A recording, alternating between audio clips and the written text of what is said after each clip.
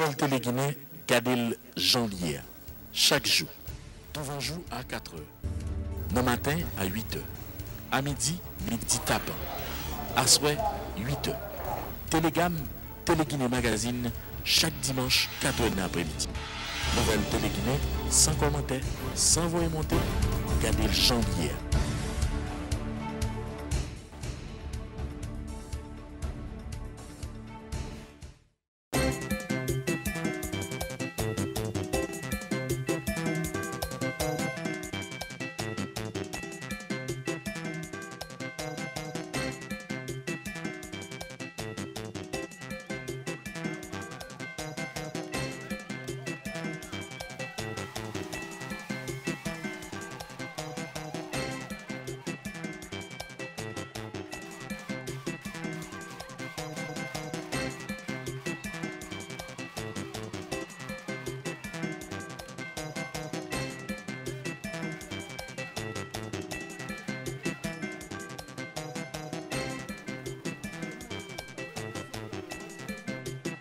Après plusieurs rencontres que nous faisons, nous rencontrons avec vous, députés rencontrés avec vous, Kazek rencontrés avec vous, là nous posons avec vous, nous, magistrats posés, députés posés, Kazek posés dans la bonne route là. Je dis à nous reconnaître que vous venez honorer et engagement côté avec nous. Je demande pour nous applaudir le président très fort.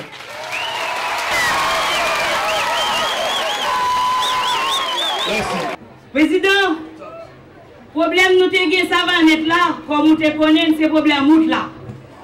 Jodia, ensemble avec le gouvernement, faire travaux publics, collectivité, ensemble, nous commençons à résoudre le problème. Et le président, je dis, on vient parce qu'on te dit, ou bail Savanette route. Et quoi je dis, ou vient dire nous qu'il est route là pour le construire.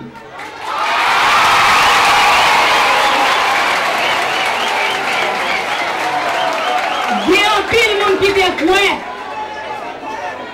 Il y a un pile monde qui te croit. Le 6 janvier, là nous avons commencé l'entretien. Nous avons pensé que ces caravanes nous avons barré. Nous avons dit un paquet de bagailles. Nous avons humilié nous. Nous avons joué nous. Mais nous avons préparé pour la machine nous entrer parce que nous ne connaissons pas la vie dans l'hélicoptère.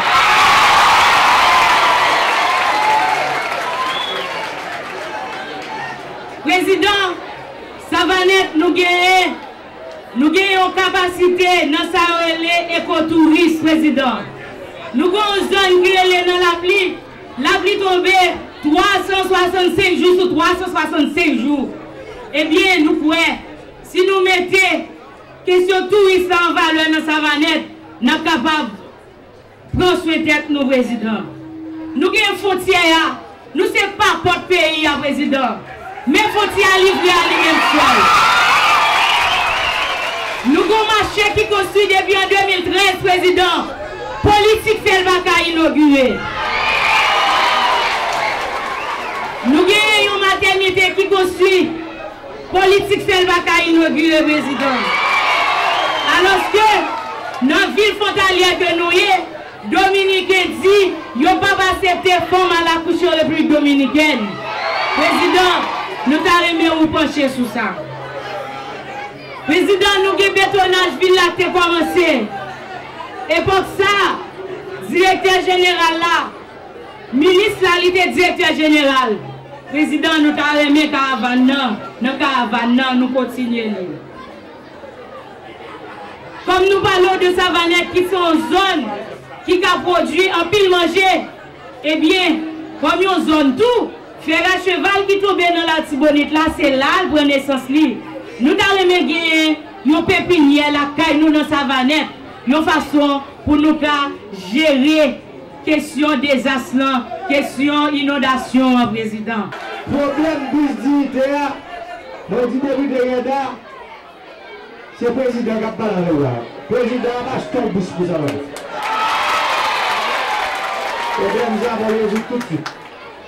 Problème, affaires machine dans le commissariat, nous allons regarder, nous pensons que est-ce que ce machine dans l'état m'barrel? Si ce machine n'est pas en état, n'a pas le commissariat en machine tout neuf. Et tout de suite, Ça, c'est pas bon, parce que c'est tout neuf, tout de suite. Parce que, vous avez des petits bagages, le président vient de côté, que la population demande, vous va attendre. Ça, on a fait tout de suite. Nous connaissons que ça va naître des problèmes d'électricité.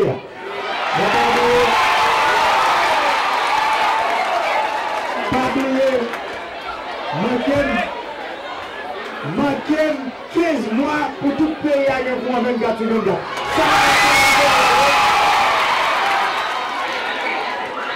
Ça va naître sur le pays. Ça veut dire que ça va naître en dedans pour 24 sur 24. Programme pour le CAIPAM éclairé. Pour section communale. Je connais que 20e section faite déjà. Je peux demander le ministre de la République là, à travers l'électricité d'Haïti, pour les sénateurs et les députés, magistrats, rapidement, pour CAIPAM éclairé atterrir dans la section communale de Savanette. Moun tap vin dans cette chose pour venir lumière. Mais m'a dit non. Ça j'ai petit bagage là. Maman paye bac menem là c'est 24,5 km route parce qu'on va faire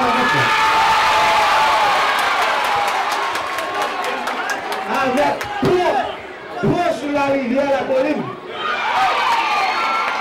Parce que là nous dit après route, nous allons aller jouer. Là, nous te dit, nous te venons demander au vote là. Nous te dit au petit moun là, nous te pas avec maman, nous te pas avec papa. Nous te dit, si nous mettons vote ça dans le boîte bulletin, son quoi nous mettons la banque. Je dis, je nous avons retourné comme ça avant nous, c'est là nous donnons nos services.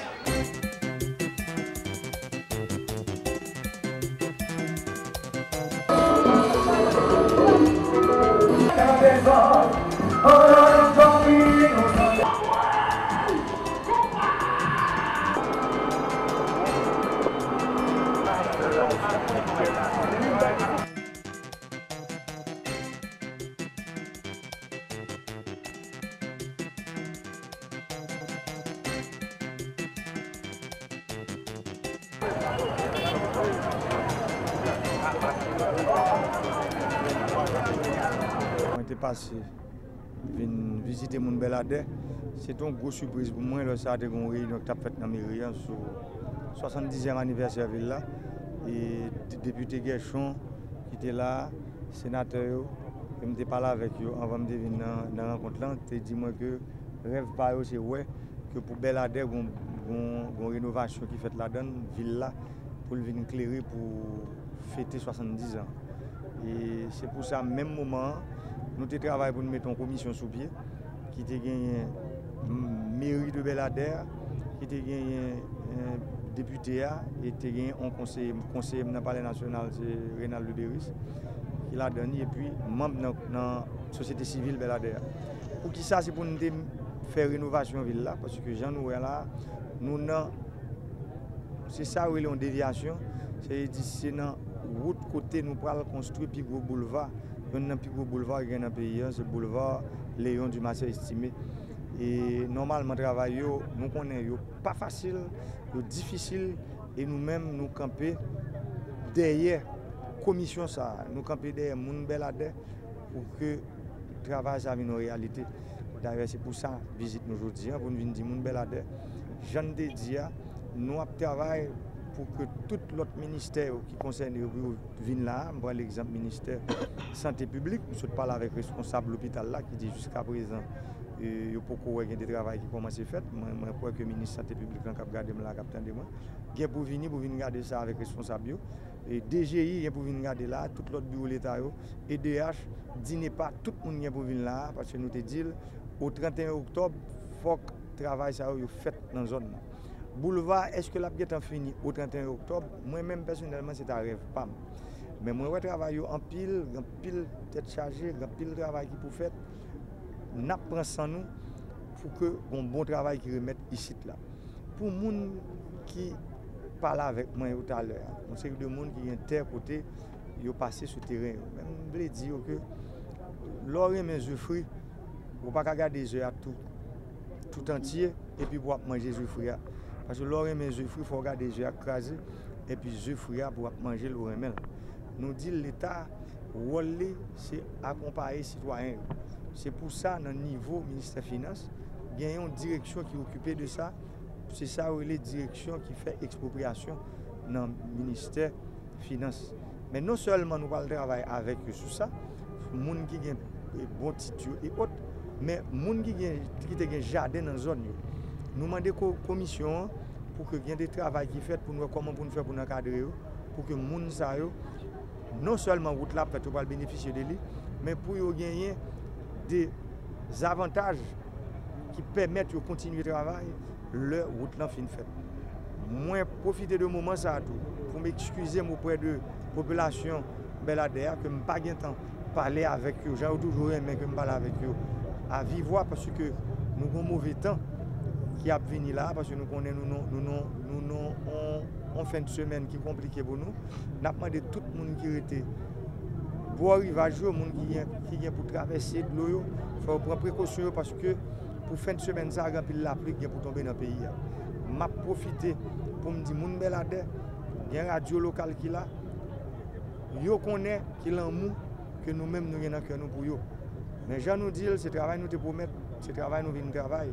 Nous demandons qu'un BFM avec tout opérateur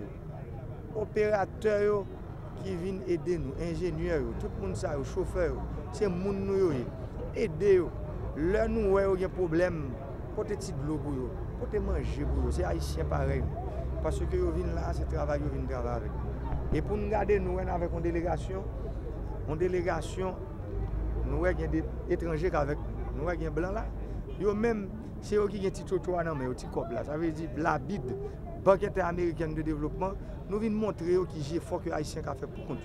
Et nous connaissons beaucoup de 5 cop, c'est graisse cochon, plus de cochon, mais nous même venons regarder comment ils ont aidé pour venir mettre cop là. Parce que nous n'avons pas besoin d'argent pour asphalte, nous n'avons pas besoin d'argent. Nous avons pile d'alloc pour faire là. Pour ne pas dire même qu'il y a un pont sur tronçon ça. Nous avons un lac pour nous construire là. Nous n'avons pas besoin de pile de moyens financiers. Et pour ça fait, il faut nous jouer une cop. Et moun Baptiste, je ne vais pas oublier. Songez l'homme de descendre Baptiste, j'en ai volé sous moi. Je ne vais pas oublier. Route Bel-Ader Baptiste, il y a un projet à tout. Équipement, ça ne pas quitter Bel-Ader sans route, ça n'a pas fait. Ça veut dire équipement est venu pour faire rénovation ville Bel-Ader. Équipement, ça avec support, je me dis, sénateur, député, magistrat, Azek, population, équipement, pas quitter Bel-Ader. Ça ne va pas faire route Bel-Ader Baptiste.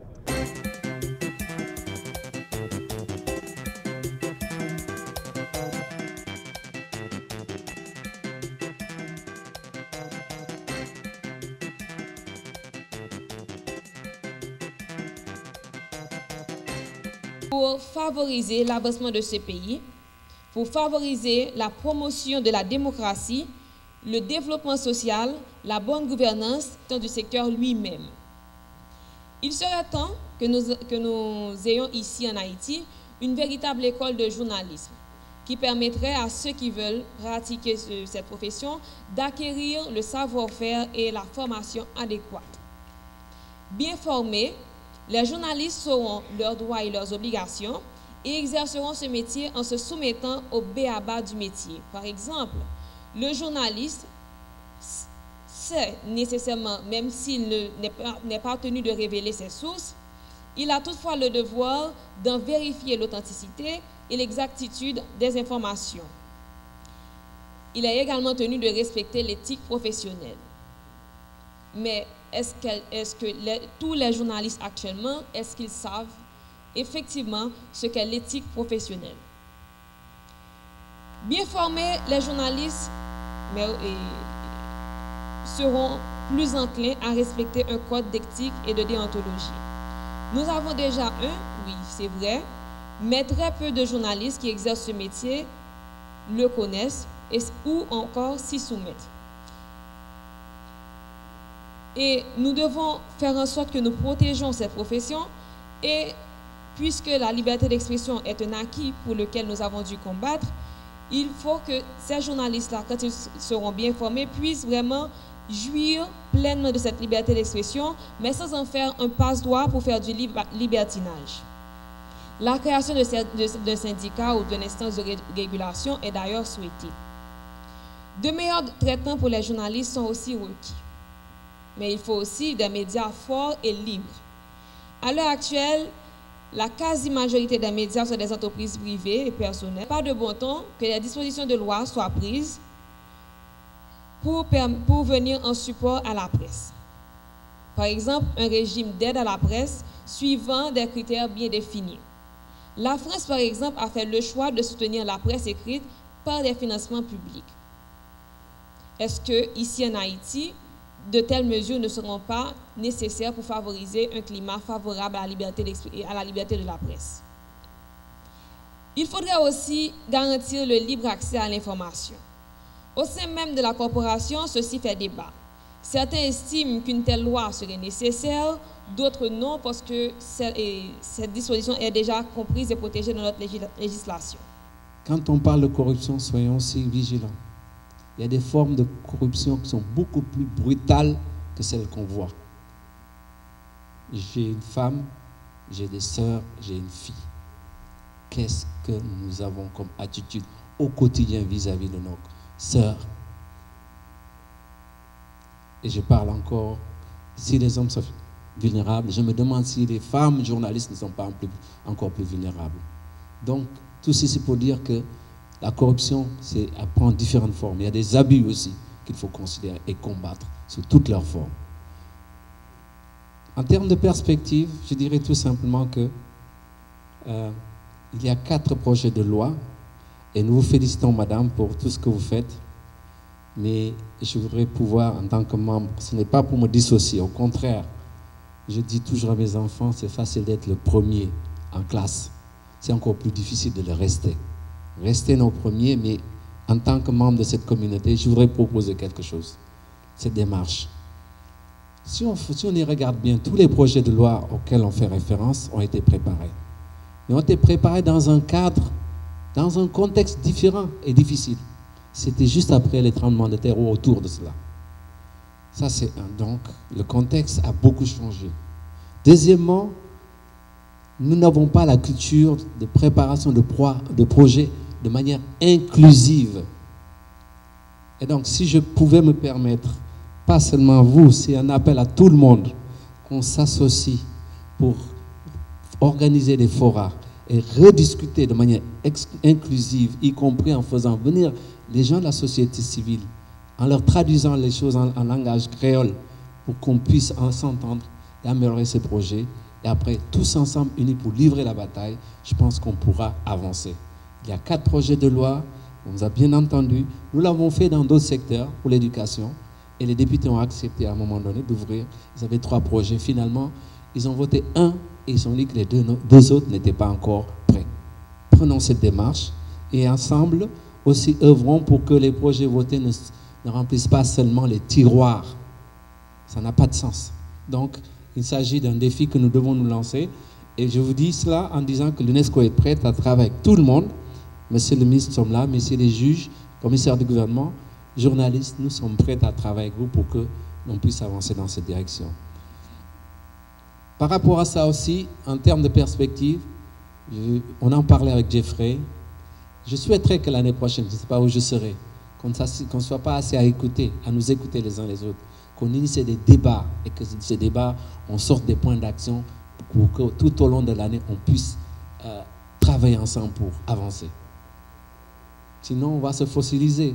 Chaque année, on vient, on se parle et on part et on attend l'année prochaine. Je ne crois pas que c'est ça. Je ne suis pas venu ici pour ça et je vais vous déranger pour qu'on avance autrement.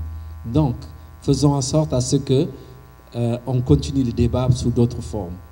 Donc, je prends note ici que si on est d'accord, nous allons travailler ensemble avec toutes les parties concernées pour que tous ensemble, on prenne connaissance de ces lois et qu'on discute, qu'on les modifie s'il y a lieu, qu'on inclue tout le monde et puis ensuite qu'on aille vers le Parlement.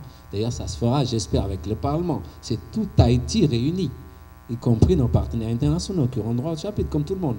Voilà. Et nous avions, par exemple, l'année dernière, c'est pour cela que je disais qu'on ne peut pas toujours s'asseoir et convenir des choses. Il y avait l'année dernière, le point d'achoppement, c'était la loi sur la diffamation. Et au niveau international, tout le monde était en train de condamner Haïti. Nous avons dit à tout le monde, vous n'avez pas le droit de faire ça. Parce que, non, il est vrai que le projet va contre ce qui a été convenu au niveau international.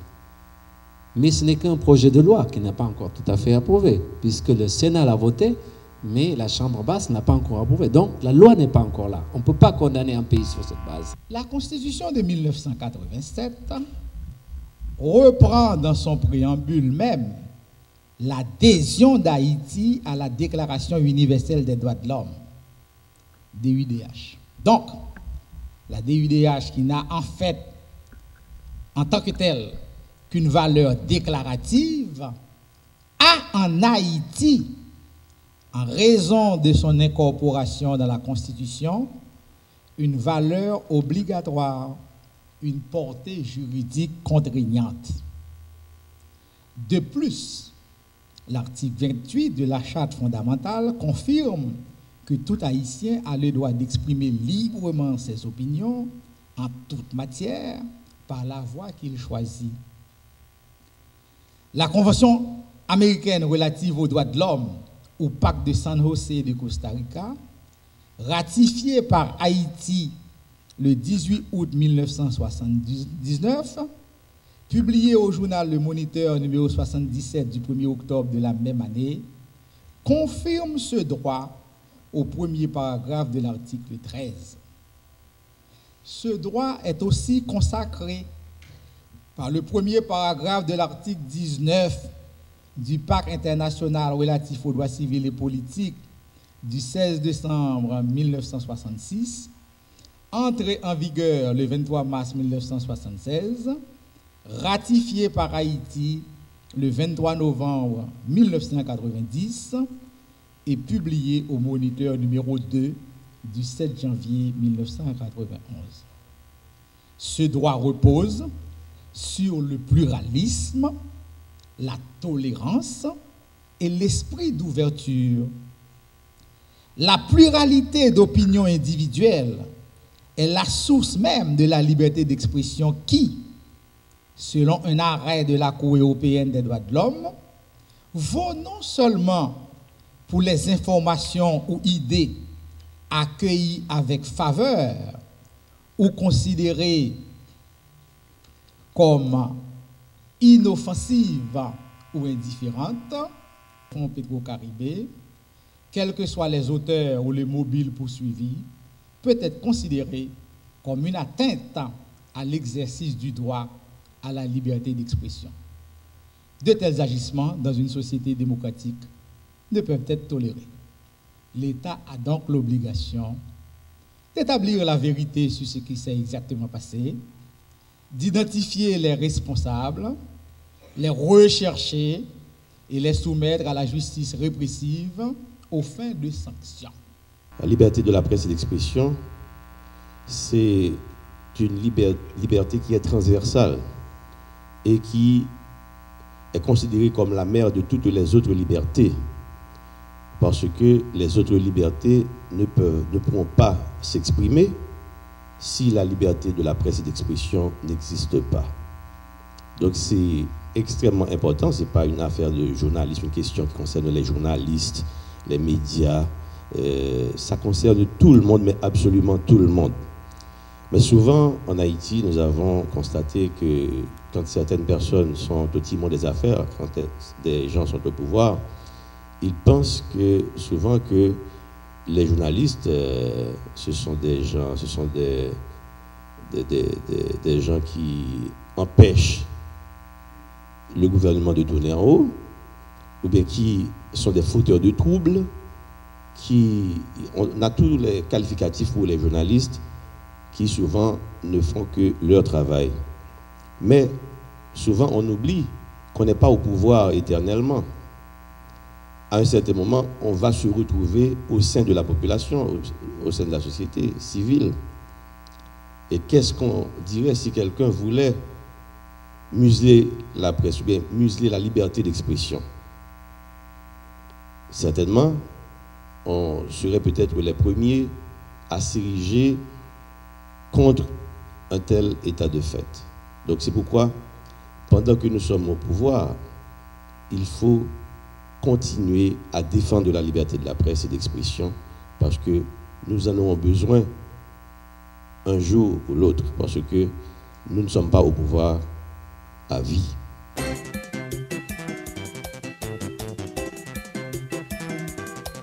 Dans l'occasion, j'en suis dit en PDG, dans l'occasion 3 mai 2018, qui c'est Journée mondiale de la liberté de la presse, nous-mêmes en tant que OPC, l'équipe de l'OPC qui est là, moi-même en tant que protecteur du citoyen et de la citoyenne, pour nous renouveler d'abord notre attachement à la presse haïtienne, notre attachement à Radio-Télé Guinée et notre attachement également à d'autres médias de la capitale et des villes de province.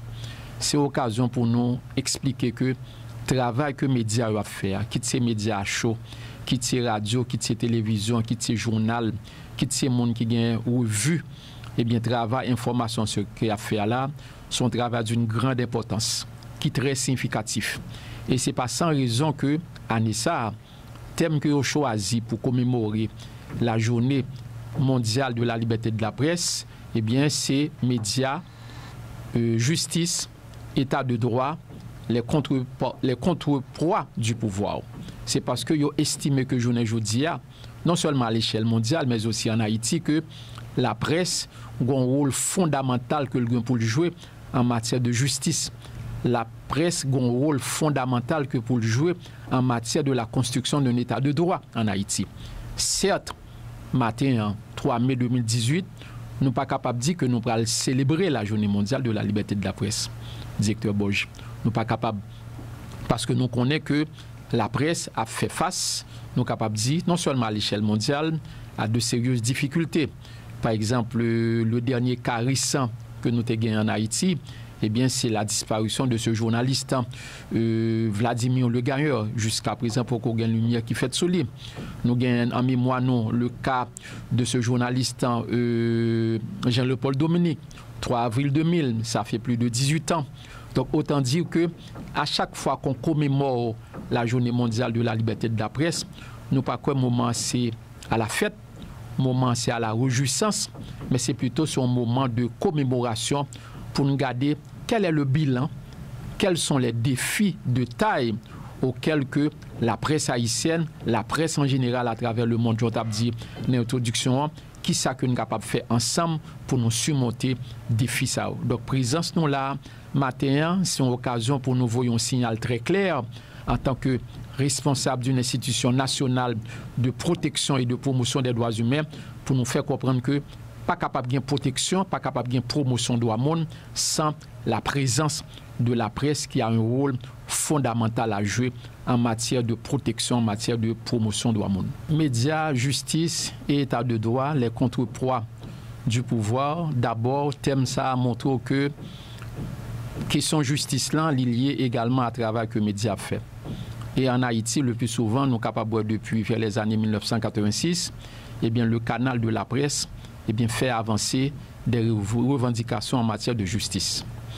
Médias et état de droit, nous connaissons que par exemple, il y a un paramètre en matière de démocratie, eh bien, c'est le droit à l'information, c'est la liberté d'expression et c'est la liberté de la presse.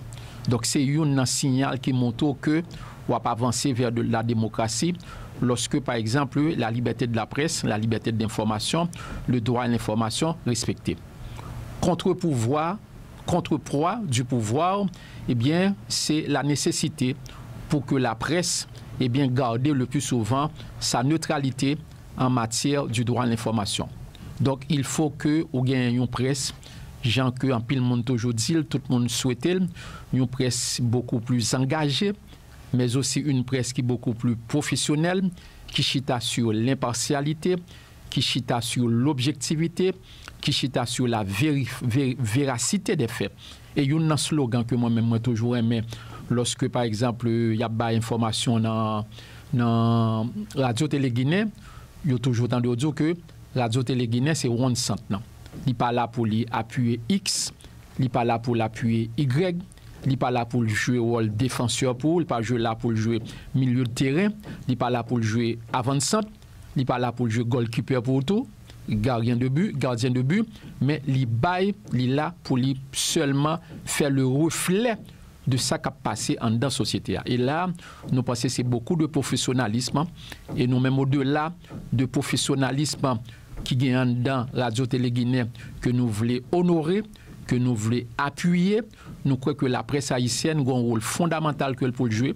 Certainement, il a commencé avec au niveau de certains médias, au niveau de certaines associations de presse, de certaines associations de journalistes. Il y a des patrons de presse qui sont déjà financés. Eh bien, pour que il y ait un pile journaliste qui viennent une certaine sensibilité, une certaine spécialisation dans des domaines spécifiques. Nous croyons que aujourd'hui, il faut que la société haïtienne, il faut qu'à travers les médias, à travers la presse, nous ayons beaucoup plus de journalistes qui ont une spécialisation, par exemple, dans la question protection de monde.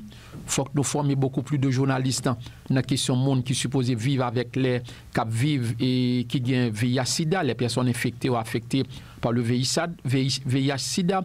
Il faut que, par exemple, nous ayons beaucoup plus de journalistes qui ont sensibilisation, qui ont spécialisation pour travailler avec les personnes vivant avec un handicap, les personnes handicapées. Il faut que nous plus sensibiliser les journalistes également sur la situation des personnes atteintes de maladies mentales. Il faut que y ait beaucoup plus de journalistes également, nous capables de dire qui forment beaucoup plus sur question protection de l'environnement. Donc autant dire, nous croyons que y a des sujets d'actualité, il y a des sujets spécifiques, il y a des sujets brûlants que la société a traversé. Et bien tout autant qu'il y a plus de journalistes qui plus intéressés à sujet ça, à question ça, eh bien nous pensons que le travail de communication est capable de faire. Donc ce n'est pas seulement un seul fait, mais nous croyons qu'il y a autant de faits, il y a autant de faits politiques, autant de faits sociaux, autant de faits à caractère économique. Eh bien, je dis que nous, la presse haïtienne, embrassée, nous dit bravo, nous dit félicitations aux directeurs des médias qui le plus souvent permettent aux journalistes de jouer une formation de spécialisation, et nous dit bravo également aux associations de journalistes, aux associations de presse, parce que la presse, comme on le dit, eh bien son rôle est tout à fait fondamental en matière de démocratie, en matière de construction de l'état de droit, en matière de protection des droits humains en général. OPC, si vous avez dit communauté à ça, c'est un office qui protège les citoyens, qui pour citoyens, ou bien pour gouvernement, ou bien qui pour parlement, qui pour justice, pour qui est-ce li, pour qui monde lié. Nous indépendants, nous pour communauté, pour société en général. OPC là pour les déterminer des relations de collaboration, certainement avec les autorités étatiques. Les trois pouvoirs, le pouvoir exécutif, le pouvoir judiciaire, le pouvoir législatif. Mais nous indépendants par rapport à ces trois pouvoirs. OPC créé et d'après Constitution pour les assurer la protection et la défense de la société haïtienne, c'est-à-dire de monde qui vivent dans la société, de citoyens. Donc, OPC, pas une organisation de droits humains, OPC, pas une institution gouvernementale, OPC, c'est une institution étatique qui est indépendante par rapport au pouvoir, mais qui l'a pour lui embrasser, sanitaire, charrier, nous capables de dire, tout problème qui est en matière de droits monde. C'est-à-dire, lundi droits monde, que par exemple, un monde qui a un problème au niveau de l'hôpital public, que par exemple, un monde qui a un problème en prison, que c'est par exemple un monde qui a par exemple révoqué dans l'administration publique, que c'est par exemple usager, consommateur qui est victime par exemple de paralysie de activité au niveau de l'AVCT. Donc là, nous toujours à l'écoute de tout le monde. Et puis lorsque par exemple Bagala pas marché très bien, nous attirer l'attention. Nous dit bien, nous attirer l'attention des autorités étatiques pour nous dire attention là. Il faut apporter un correctif, il faut que nous portions une correction si nous parlons de situation dégénérée. Donc, en clair, l'OPC, nous sommes capables de dire c'est l'œil des autorités étatiques en matière de protection et de promotion de droits humains.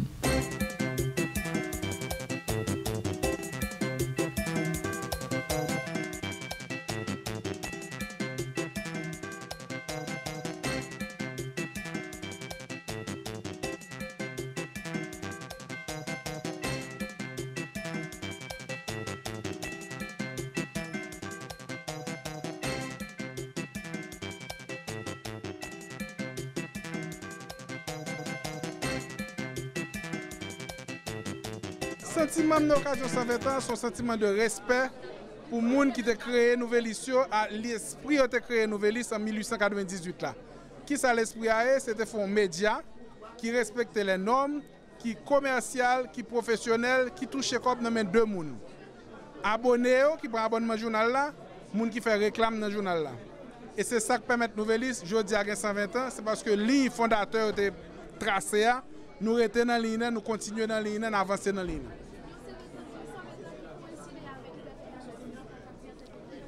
Que liberté de la presse a prêté, c'est l'était toujours et demain matin. Comme ça, on conquête fragile. Ça veut dire qui ça?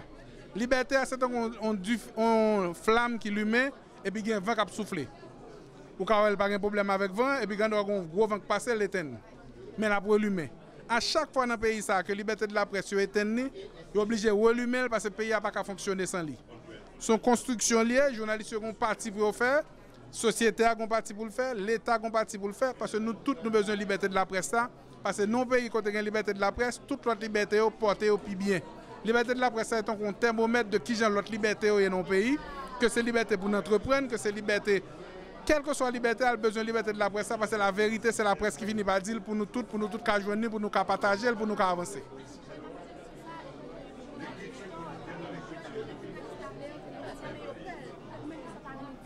Moi, je crois que tout métier, qu'on peut qui vient fonctionner, ou pas, ou par contre, qui vient ça passer. Journalistes, tous ces mêmes bagages-là sont nouveaux liés pour un jeune capable. Premier, ça pour gagner, c'est passion. Deuxième, ça pour gagner, c'est patience. Troisième, ça pour gagner, c'est persévérance. Quatrième, ça pour gagner, c'est honnêteté. Si vous voulez un bon journaliste, ou une qualité, ça on va faire tout. Il faut faire milléage. Je peux dire encore, en pile dans patron média, je dis pour me dire 90%, 95% patron média en Haïti sont anciens journalistes liés. Ça veut dire qu'il y a une place pour nous progresser dans le métier. Bien entendu, au début, c'est difficile. Au début, on ne doit pas toucher bien. Au début, les conditions de travail ne doivent pas bon. Mais son métier, côté que c'est où pour faire tout.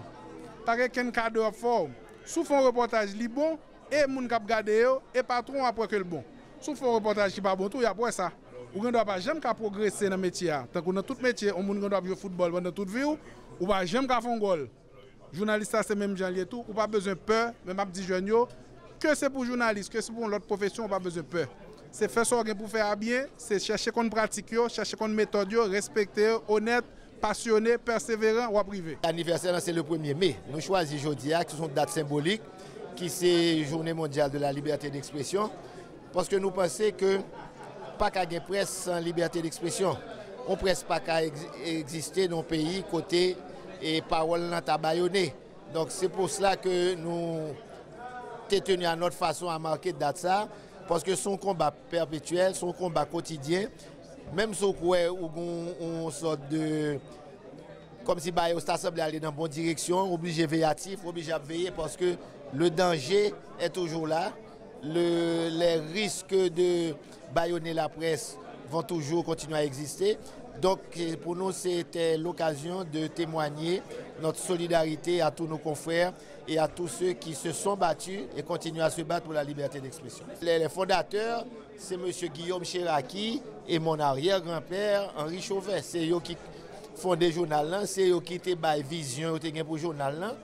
Et ils ont joué une bonne vision, qui fait que génération en génération, nous perpétuons cette vision et qui fait que nous arrivons à 120 ans.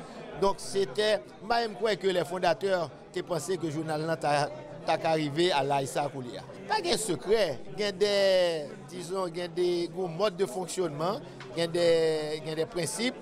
Premièrement, et nous toujours dit que nous au-dessus des partis politiques, nous-mêmes nous avons un seul parti, c'est Haïti. Nous défendons la cause de la société haïtienne, là. Nous pas dans une politique et politicienne, comme beaucoup de médias se sont fait brûler parce que ils ont des idéologies que ont véhiculées, c'est ça qu'ils viennent défendre. Nous-mêmes, ce n'est pas de ça que philosophie. Dès le départ, le fondateur a dit que c'est une entreprise commerciale. Et que, en fait, pour un organe de presse, qui a subsisté dans le temps, qui a développé un certain professionnalisme, il faut une indépendance économique. Et dépendance économique, là, qui est-ce qui peut être? C'est abonnés, c'est commanditaires, et c'est tout. Et la troisième, peut-être la plus importante, c'est les collaborateurs, le choix des collaborateurs et des collaboratrices au cours de ces 20 ans qui ont été de très bons choix. Je crois que le journal a rarement trompé dans le choix qu'il fait pour les collaborateurs. Et c'est eux qui permettent au journal de s'allier aujourd'hui.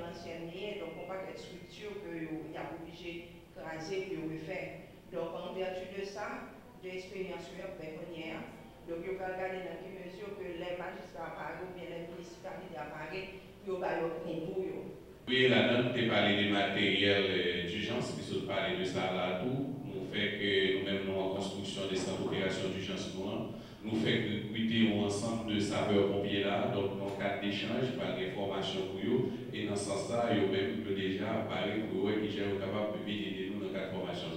Moi, j'ai été voyagé dans fin mois octobre de l'année dernière, 23 octobre 2017, j'ai visité eux, ils ont rentré hier.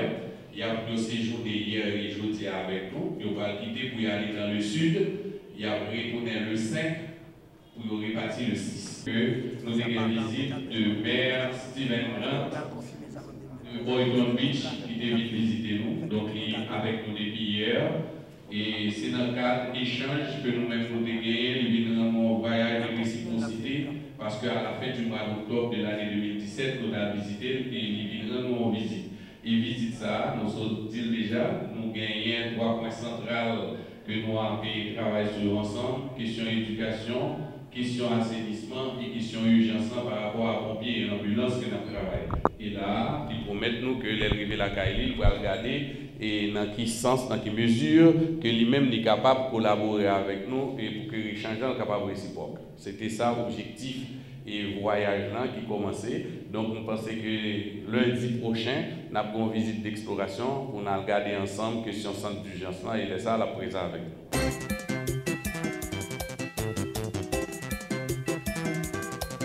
Mise en place pour nous prendre des mesures palliatives par rapport à problème non, pour nous intervenir sous lui par rapport avec bois greffin, gros problème qui gagne, on l'a pu tomber. Mais là, au niveau MTPTC, il a dit nous que nous pas nous pas un champ d'intervention ça parce que son gros ouvrage que lié c'est pour exécuter. Ça vient faire que le conseil Lantéchita il est nous aller dans la loi de finances là, nous te ouais que gain 170 millions de gouttes qui prévoit pour peigner en fait.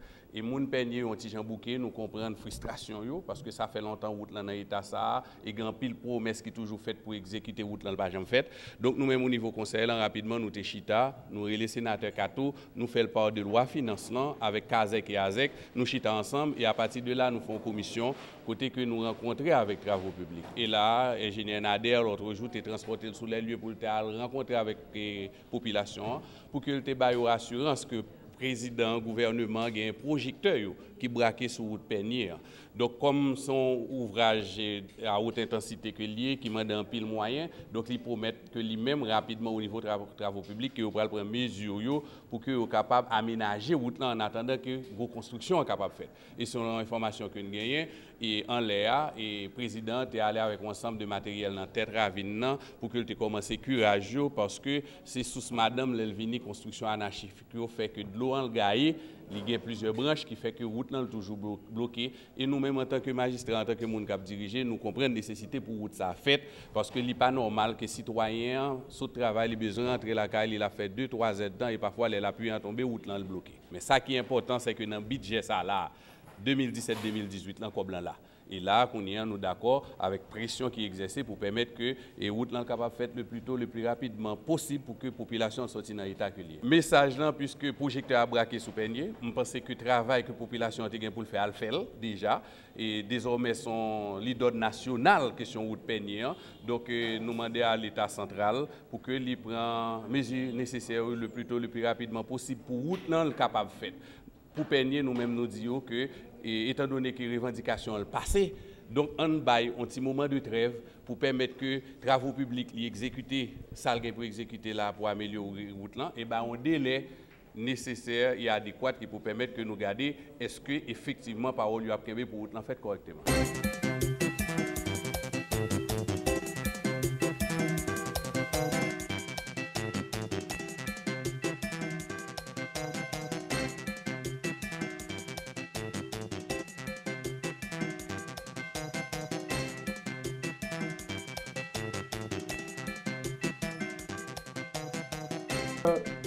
Venez-en.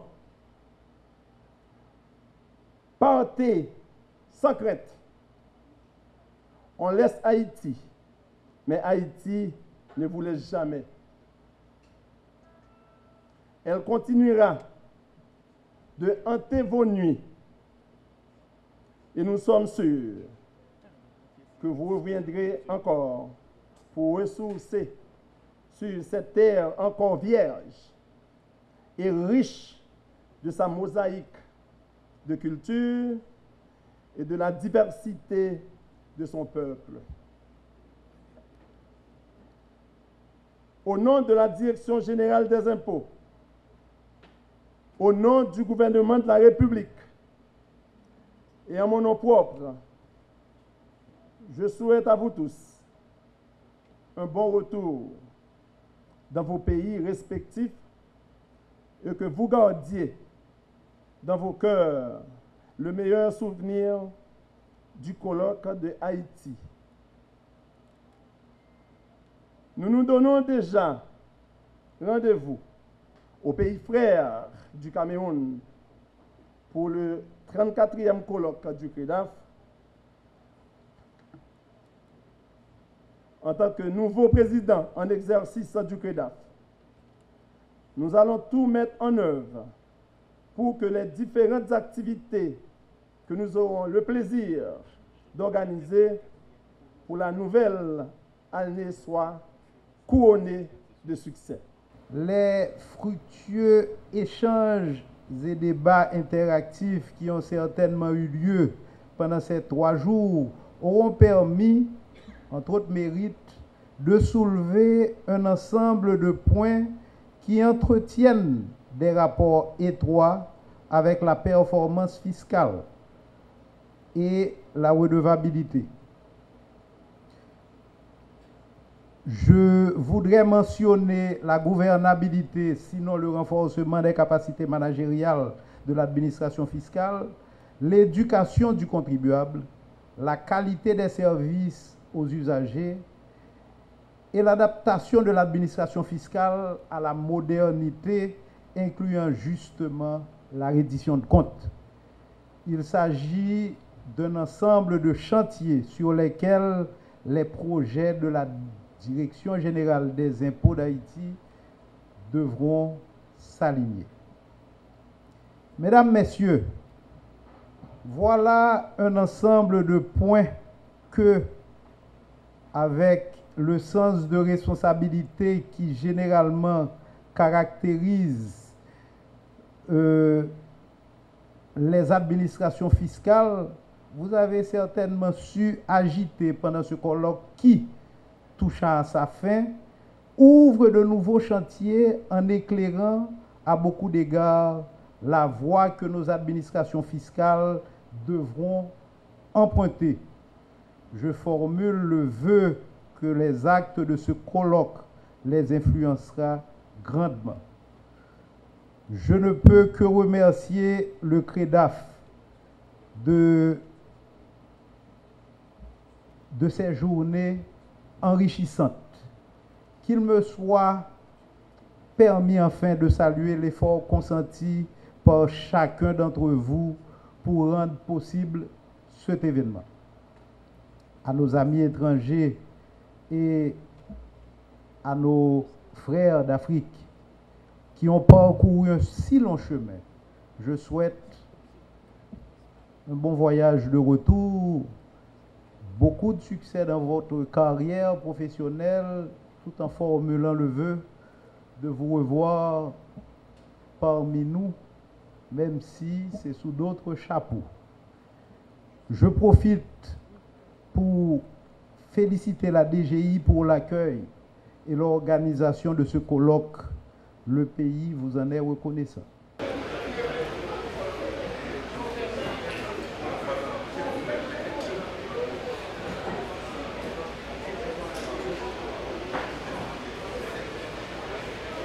Il faut que nous reconnaissions en compétence haïtienne, mettant en avant. Donc le fait que DGI a président KEDAF c'est quand même un honneur. Parce que quand même, la pral présider à destiné aux institutions internationales. Mais on n'a pas pour nous comprendre pour qui ça KEDAF ouvrir, c'est parce que la problématique fiscale là, est commune à tout pays. Bon, problématique mobilité et mobilité à la fois par rapport à moun qui a déplacé en mobilité par rapport à moun qui pas veut payer impôt qui a déplacé comme dans plusieurs pays. Donc problématique ça concerne tout pays quel que soit la langue ou pas.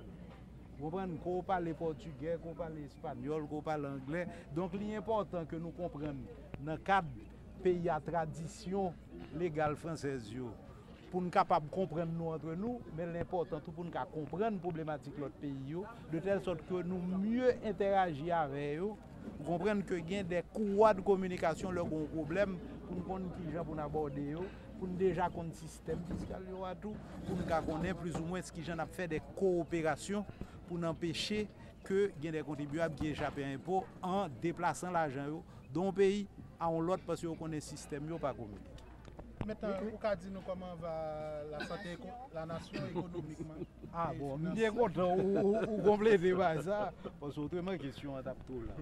Bon, et ouais, nous sommes tenus à ce que nous posions des questions sur KEDAF. D'abord, parce que la moindre des choses, là, paraît qu'à un monde, nous commençons à demander, qui jamais de cas là, avant demander pour voisinage. Moi, voisinage, moi, là, je dis, c'est DGI qui est au centre. Qui est la nation? Nous tous nous connaissons que moi, Washington, c'est pas tête même d'aller représenter, c'est pays d'aller représenter. Dans le cadre de session de printemps, Fonds monétaire international et Banque mondiale.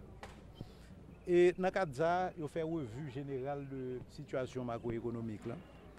Et il regarde tous les chiffres, parce qu'il y a toutes les données chiffrées, pas boîte, toutes les données là, il y a une banque centrale de l'autre côté. Donc là, on vient faire toutes les données. Yo ouais que nous premièrement yo féliciter et ça m'a dit ça deux institutions internationales dit depuis 17 ans c'est la première fois que un gouvernement qui dans sa première année est autant réalisé. Donc moi dit c'est pas moi qui dit c'est Dio dit. Et compte tenu de ça, yo décidé d'accompagner avec un support budgétaire. Support budgétaire de 90 millions de dollars. Il faut reconnaître que Banque mondiale pas tabaye appui budgétaire au départ, mais leur regard des données, leur regard de ça que nous réalisé, effort que nous avons fait pour mettre toute bagarre à point, nous tous reconnaître que c'est un effort qui est appréciable parce qu'il y a des décisions difficiles, parfois impopulaires. Nous n'avons pas jamais peur pour nous prendre des décisions aussi difficiles et impopulaires que liées. Depuis nous certain que vous comprenez, c'est pour un bien dans 3 ans, 4 ans, pas un problème pour nous. C'est même gens quand on a un petit tout, je vous dis petit tout pour aller à l'école, il n'est pas d'accord parce que les gens ne bien. Il crie, il ne pas à l'école. Mais est-ce que ceux qui étaient à l'école, c'est Raymond Remen? Mais non, vous obligez de forcer à l'école, c'est-à-dire un mauvais moment à passer. Depuis nous passer un mauvais moment, pour nous attirer investissement, nous devons mettre système économique là non gens pour moun envie c'est quand soit envie faire fête là ou commencer nettoyer la cour commencer balayer pour voisins qui viennent envie visiter la caillou mais si la caillou sont bonnes vous la caillou pas rien ou fait c'est man doit demander moun l'argent toute la journée mais moun ka pas envie venir donc là on a essayé mettre paramètres de telle sorte que moun intéressé venir pour qui ça? Parce que l'on pays comme Haïti, son pays d'opportunité. Son pays, nous avons une opportunité tant dans le CARICOM que nous ne pas exploiter. Pour qui ça ne pas exploiter? Parce que c'est plus commerce nous faisons pas produire assez.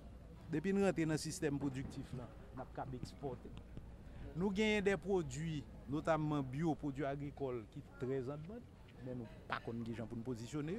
Donc l'idée c'est que faut que nous organiser le système de production pour plus de vendre capable de rentrer dans le système de transformation. Et là nous parler d'organiser le système de production, c'est renforcer la capacité de production. Nous avons regardé ça au niveau agricole, mais nous avons regardé ça tout au niveau industriel. Qu'on y en a un deuxième temps pour gagner pour nous un booster dans la transformation. Parce que matière première en général, il n'est pas fin, prix à fin bon. Il est toujours mieux leur font première transformation. Donc auquel cas on crée, on va leur ajouter. Et pour créer transformation, créer valeur ajoutée, on va vendre dehors. On va vendre aux États-Unis, on va vendre dans le CARICOM, on va vendre en Amérique latine. Donc l'idée c'est exactement ça. On va regarder, par exemple, le Venezuela a offert nous pour le banou pétrole, mais moyen on a des produits manufacturés ou des des denrées alimentaires. Nous ne pouvons pas arriver dans la phase pour nous faire. Donc, auquel cas, il faut que nous renforcions.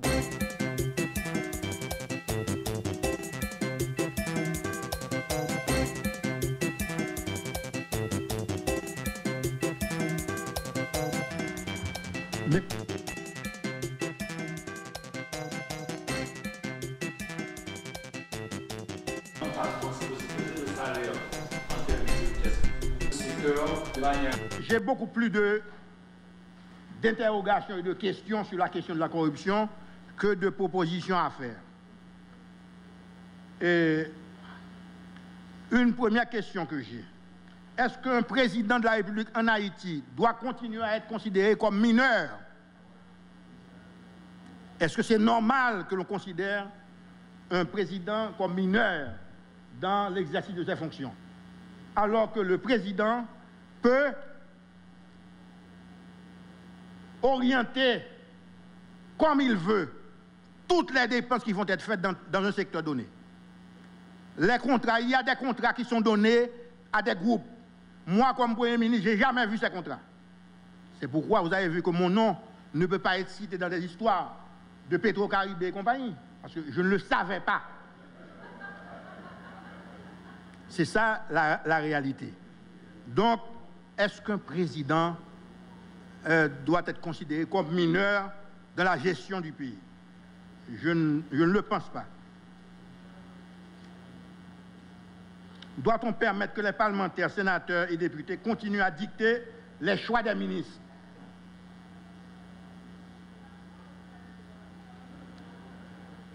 Je pense que la justice, l'impunité qui règne en Haïti, cette impunité, on doit la combattre sous toutes ses formes. Je me rappelle un gros zouzoun du secteur privé qui t'a volé l'argent pays à travers la douane.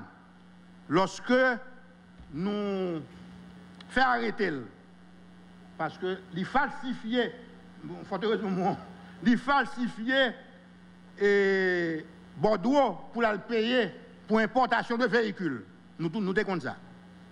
Il falsifiait avec l'aide de certains membres de l'administration des douanes, il falsifiait Bordeaux.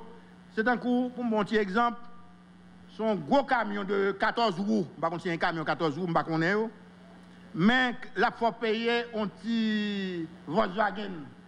C'est un coup son petit Volkswagen, on va payer pendant que son camion 14 roues ou commandé. Mais le problème qui se pose, c'est que le bonhomme, il a été arrêté. Il a été mis en prison. Mais là, je ne connais pas nous-mêmes. Là, on pose des questions, c'est là ça m'a apprendre que c'est le palais national qui décide de faire la gueule. Alors, il y a une complicité enragée dans le pays. Ça. Où est-ce que les groupes sociaux dans le pays? C'est extraordinaire. Il y a des gens, c'est Pupiti qui est accusé. C'est des gens qui n'ont pas de nom qui sont accusés. Même les gens qui sont dans la classe sociale, ils n'ont pas accusé.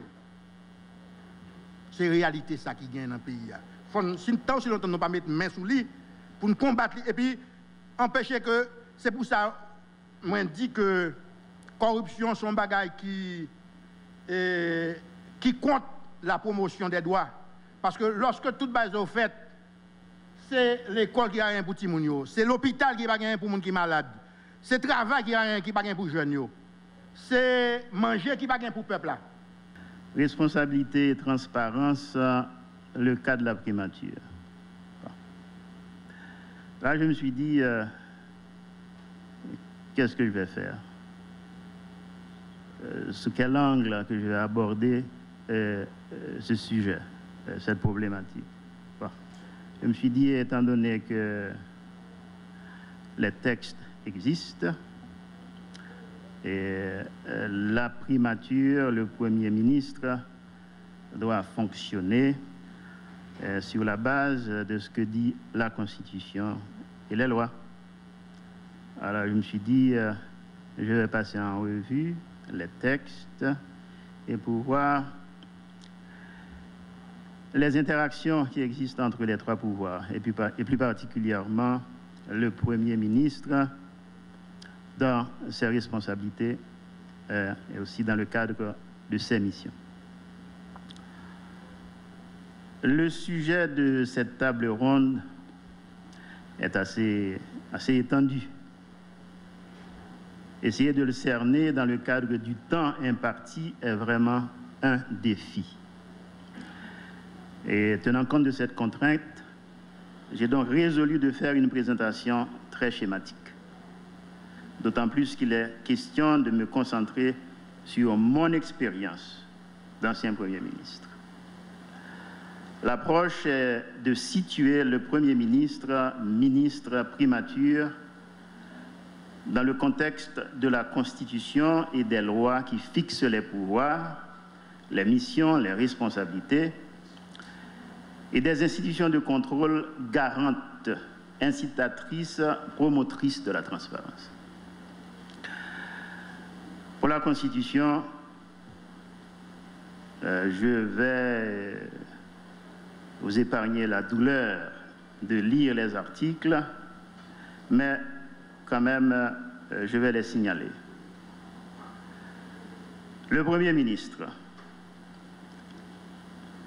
le Président de la République choisit un Premier ministre. Et nous savons le reste. Le Premier ministre et le gouvernement.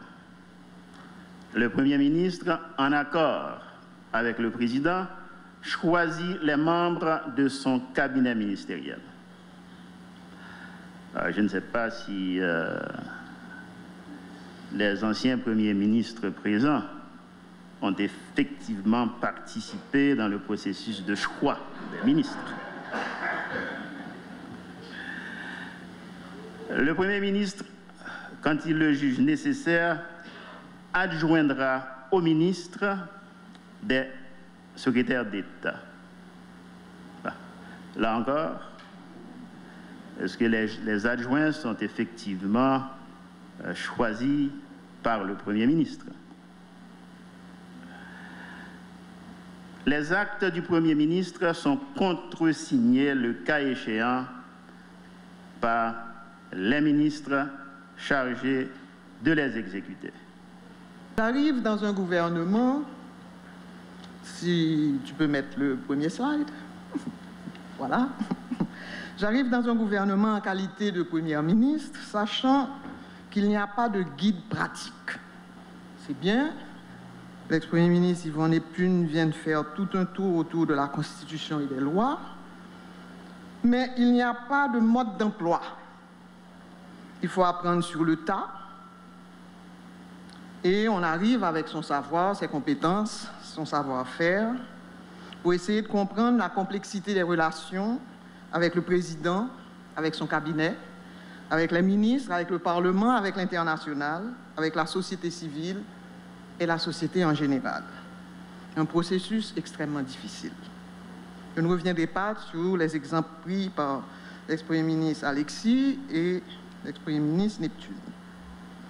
Mais en ce qui me concerne, déjà en préparant ma déclaration de politique générale, le président, paix à son âme, m'avait dit qu'il faut absolument poser le problème de la corruption.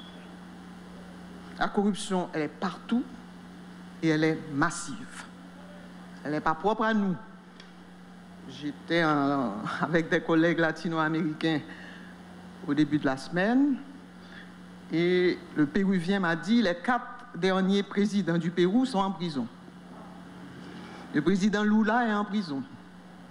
C'est vrai partout. C'est vrai dans les pays développés comme dans les pays en voie de développement.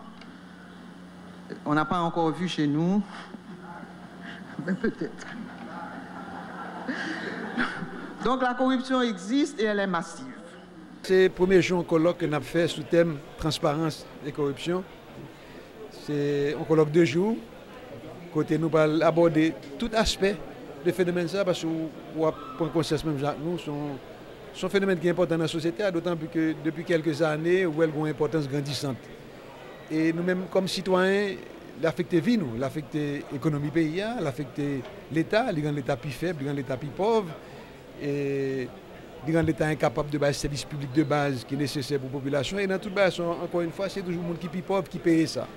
Alors que, on dit pas foutu normal qu'on accepte que toutes les ressources que l'État a rassemblées, que nous confions comme gestionnaire pour nous, et puis on va admettre que grande partie de ressources elle servi pour bien privé, anti-minorité, parce que ce n'est pas 11 millions ici qui sont dans la corruption, sont anti-minorité. Donc il y a entraînement, il y a capacité, qui compte rouage mécanique, administration publique, qui compte comment pour prendre l'argent de l'État et comment pour cacher pour ne pas punir les films prendre l'argent de l'État. Donc là c'est un phénomène important. Donc comme université nous dit, est-ce qu'on a beaucoup de main à ça? Est-ce qu'on a aidé les sociétés à avancer dans une réponse appropriée pour question ça? Donc nous mettons 2 jours pour nous faire travailler ça et nous faisons, pas pour qu'on nous faisons dans le cadre d'une coalition d'acteurs. Qui est acteur? D'abord, les gens qui sont dans l'État. L'État fait un premier effort déjà à niveau PAL, puisqu'il met en place une série d'institutions qui ont un mandat pour lutter contre la corruption. Ou bien UCREF, ou bien LCC, ou bien Cour des comptes, ou bien CNMP. Donc, on sait de outils déjà en place et il y a une loi qui fait, il y a un règlement, il y a un arrêté, il y a une convention internationale qui signe. Mais non, est-ce qu'ils ont fait travail de manière efficace? Est-ce que ça, la société a obtenu rempli comme mission? Et si on n'a pas fait, pour quelle raison? Est-ce que c'est déficit de capacité? Est-ce que c'est ressources qui ont manqué? Est-ce que c'est d'autres influences dans la société, d'autres pouvoirs qui empêchent? Donc tout ça, c'est un analyse. Ça, c'est le premier pôle que nous prenons. Ensuite, nous travaillons avec les gens qui sont ONG, les gens qui sont groupe civil qui militent pour la promotion des droits humains, parce que c'est des acteurs qui font vigilance sur la question de bonne gouvernance sociétale.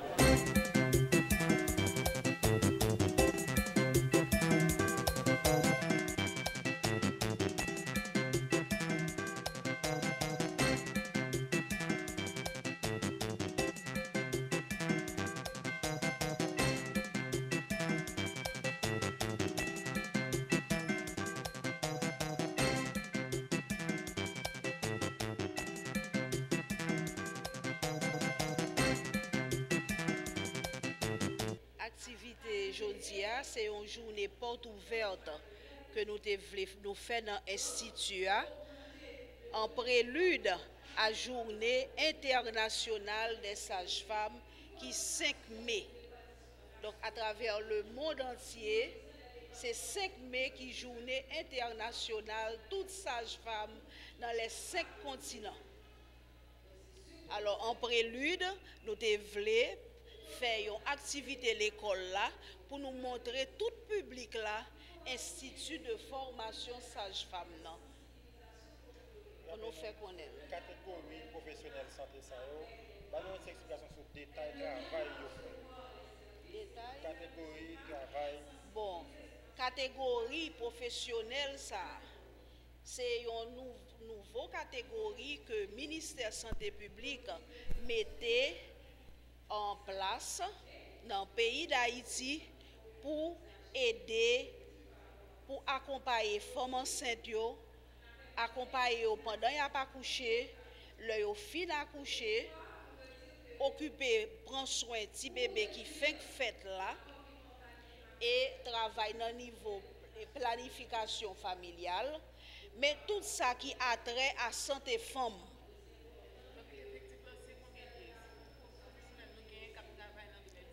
Actuellement, l'école là, nous avons 148 étudiants, parce que nous avons garçons.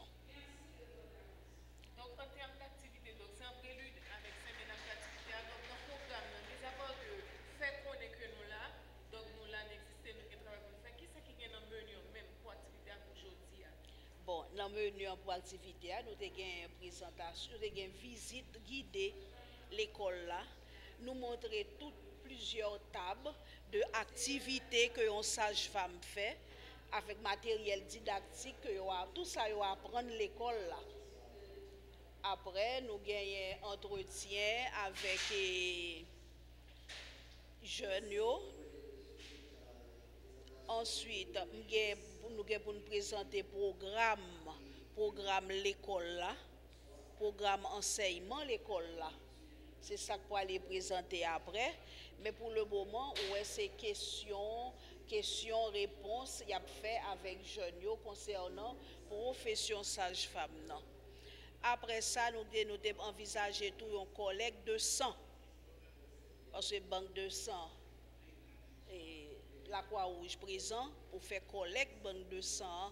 Parce que nous connaissons nous-mêmes, sang, c'est un point capital dans nous connaissons une femme qui commence à saigner.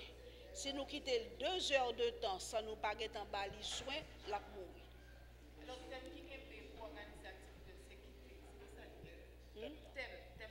Bon, thème, nous prenons thème international là.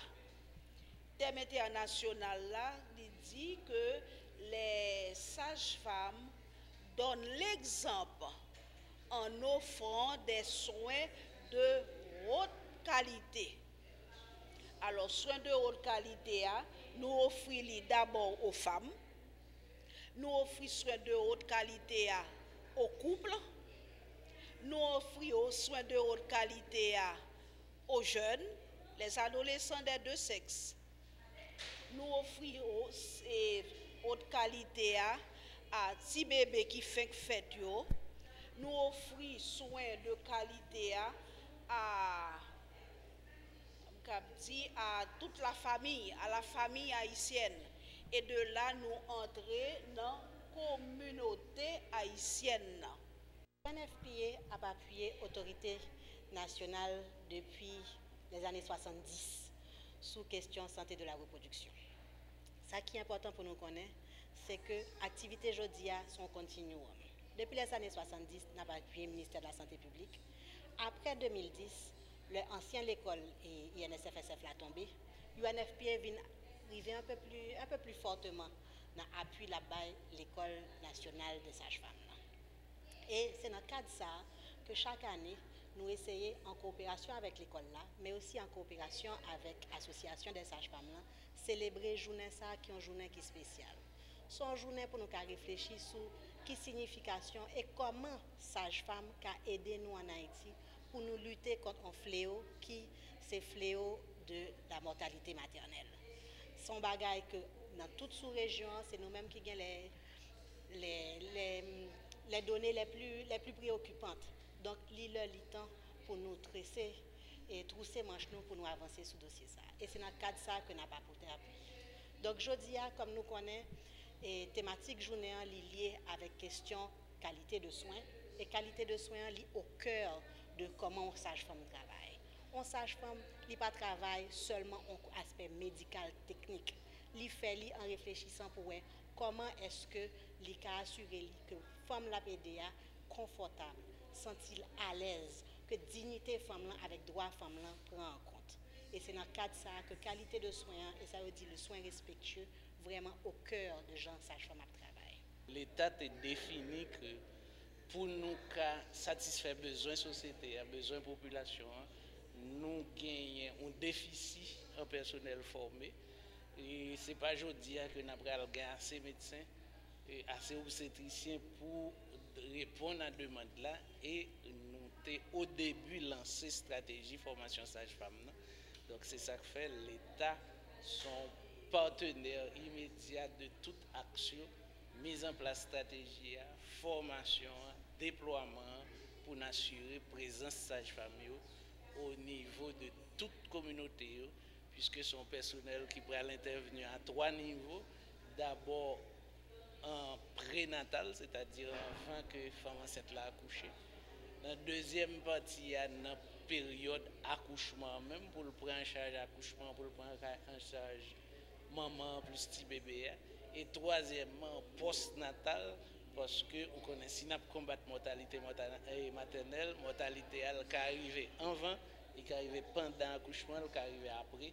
Donc sages-femmes sont personnel qui est incontournable pour prise en charge. Qui ça fait dans le niveau de l'État pour diminuer le taux de mortalité infantile là dans le pays? Réponse l'État vient sous 3 axes.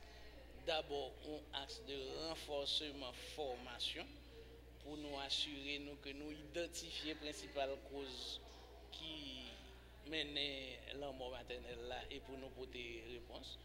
Deuxième phase là, en phase de mettre en place institutions parce que si vous voulez réduire la mortalité maternelle, il faut qu'on arrive à un haut taux d'accouchement à l'intérieur de l'institution. Donc c'est ça que fait le ministère, venir à une stratégie que nous appelons les stratégies SONU, qui sont des centres de soins pour obstétrique avec néonatal d'urgence. Côté nous disséminer centre à travers la population, que nous avons 2 niveaux. Un SONU que nous appelons les SONU de base qui prend en charge l'accouchement sans complications et un SONU complet qui arrive jusqu'à l'opération. Et troisièmement, c'est déploiement personnel, c'est-à-dire sages-femmes que nous avons rencontrées aujourd'hui pour nous assurer que nous déployons sous terrain. Donc, mes 3 réponses que nous portons.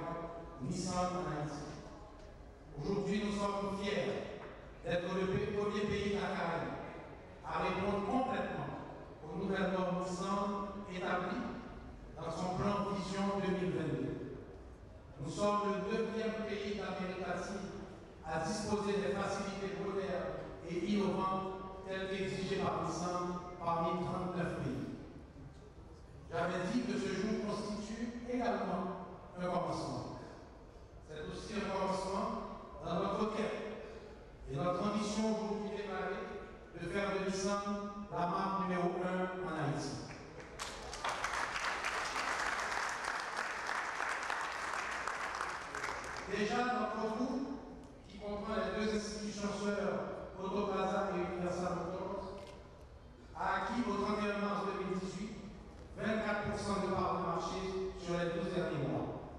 C'est-à-dire qu'aujourd'hui, un véhicule sur 4 vendu en Haïti est vendu par notre groupe.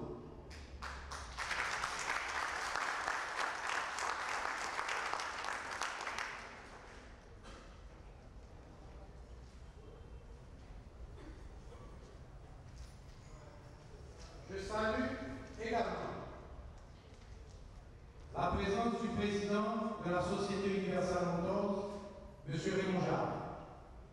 C'est avec lui que nous avons conduit pendant 10 mois les négociations et nous avons appris à connaître un homme de bien, animé de fair play et d'une grandeur inégalée. Monsieur Jacques. C'est également un commencement, car le travail a débuté à peine. Nous voulons offrir aux consommateurs haïtiens un niveau de service qui n'a rien à envier aux autres pays d'Amérique.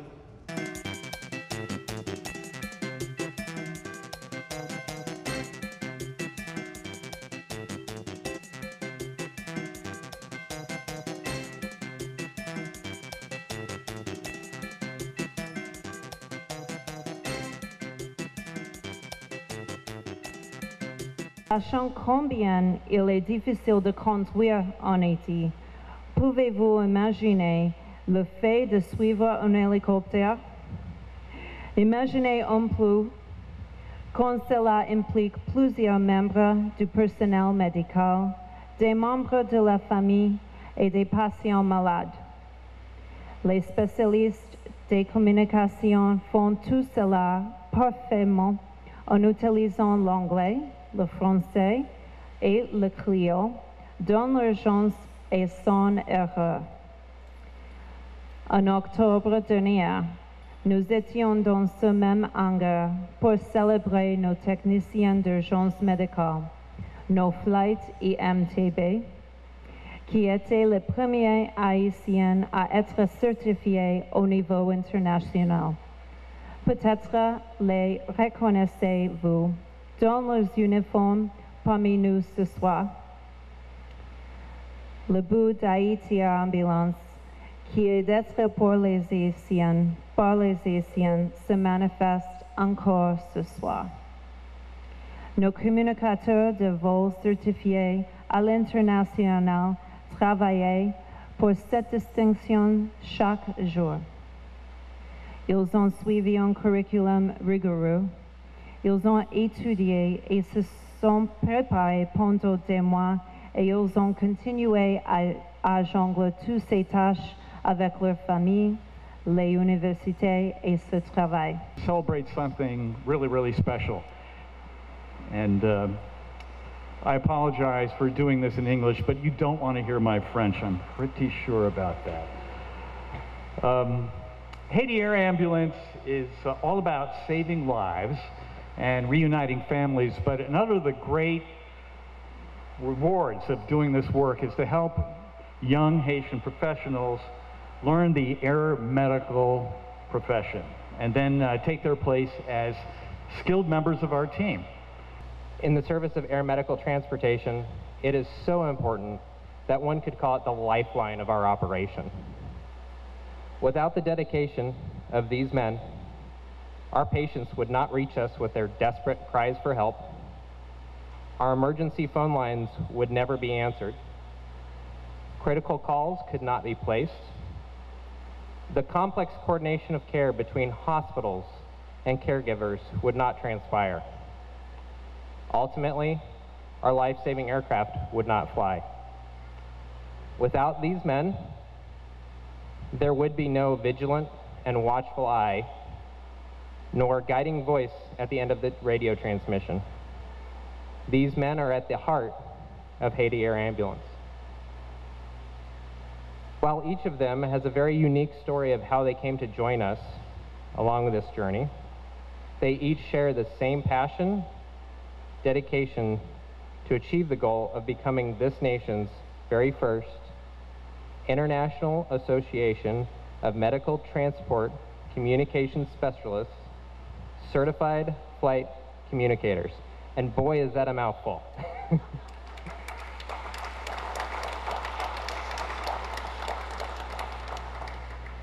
To achieve this prestigious certification and join the elite worldwide community of medical transport communicators, each of these men has dedicated countless hours studying and practicing each and every aspect of how an effective flight communication center must operate.